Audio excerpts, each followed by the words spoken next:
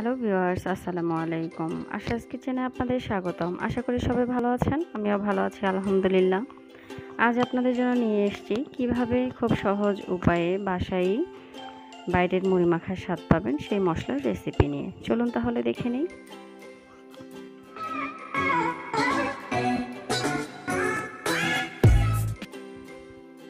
এখানে আমি চুলোয় একটি প্যান বসিয়ে দিয়েছি। তাতে করে আমি দিয়ে দিলাম 1 কাপ সয়াবিন তেল। এখানে আমি পেঁয়াজ বেটে নিয়েছি,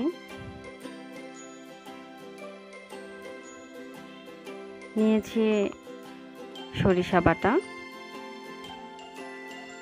জিরা বাটা, আদা রসুন বাটা। পরিমাণগুলো আমি ডেসক্রিপশনে দিয়ে দিব, আপনারা দেখে নেবেন।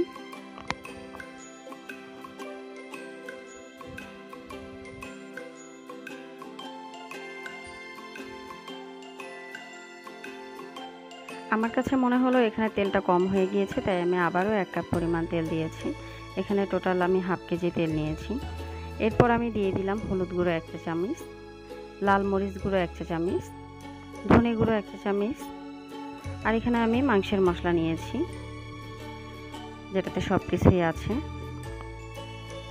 দারচিনি, তেজপাতা, এলাচ, কালো এলাচ, গোলমরিচ সব মিলিয়ে একটা মশলা তৈরি করে নিয়েছিলাম। সেই মশলাটি দিয়েছি। দেব স্বাদ মতো লবণ। এখানে দিয়েছি ভাজা জিরের গুঁড়ো 1 চামচ। এখন আমি এটা ভালোভাবে কষিয়ে নিব। দেখতেই পাচ্ছেন বলক এসেছে আর এত সুন্দর একটা ঘ্রাণ বের হয়েছে যে কি বলবো, ইচ্ছা করতেছে এখনই খেয়ে নিই।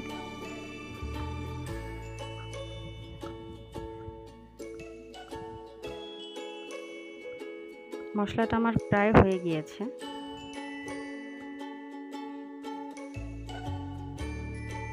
মশলাটা আমার এখন পুরোপুরি রেডি। দেখতেই পাচ্ছেন কালারটা চেঞ্জ হয়ে এসছে। এখন আমি এটা নামিয়ে নিব। দেখুন নামিয়ে নিয়েছি একটা বাটিতে। এটা এভাবেই থাকবে। তেলটা যেন একদম মশলার উপর পর্যন্ত আসে, নয়তো কিন্তু নষ্ট হয়ে যাবে। এখন আমরা চলে আসছি মুড়ি মাখানোতে। এখানে আমি মুড়ি নিয়েছি লাল, সবুজ, কাঁচামরিচ কুচি করে কেটে নিয়েছি, ধনে পাতা, পেঁয়াজ আর চানাচুর নিয়েছি। এখন আমি সবগুলো উপকরণ একসঙ্গে মিলিয়ে নিব এক এক করে। প্রথমেই আমি দিয়ে দিচ্ছি সেই মশলা।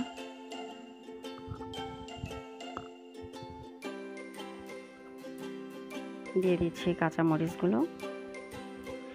ঝালটা আপনারা পরিমাণ মতো দেবেন, কারণ মশলাতে আমাদের ঝাল দেওয়া আছে, সেরকম বুঝে শুনেই দেবেন।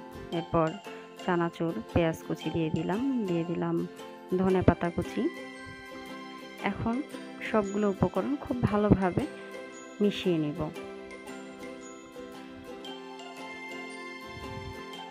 ব্যাস, মিশিয়ে নেওয়া হয়ে গিয়েছে। বাইরে আমরা যেরকম ঝালমুড়ি মাখা কাগজের ঠোঙাতে কিনে খাই, ওরকমই আমি একটা ঠোঙা বানিয়ে নিয়েছি।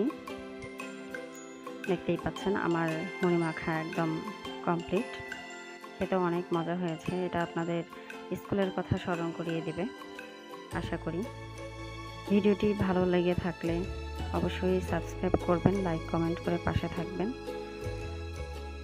ভালো থাকবেন, সুস্থ থাকবেন। আল্লাহ হাফেজ।